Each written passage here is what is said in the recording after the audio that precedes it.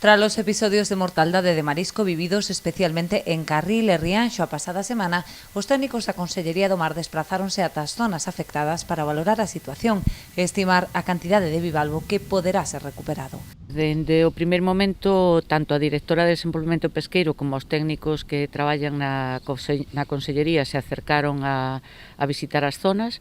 Estamos facendo un seguimento estreito do que está pasando. Hai que agardar a que mellore o tempo e ver se realmente o berberecho que se puido trasladar a zonas máis profundas aguanta ou cual é o grado de mortandade. En función deso, tomaremos as decisións que haya que tomar. A este respecto, Rosa Quintana informou de que xa está convocada a orde de axudas para a rexeneración dos bancos marisqueiros, ás que se poden acoller estas e outras confrarías. Xa saliu convocada unha orden de axudas para a rexeneración dos bancos marisqueiros, unha orden con máis de 1 millón de euros, ao que xa se poden acoller nestes momentos proxectos dende as cofradías para resolver este tipo de temas.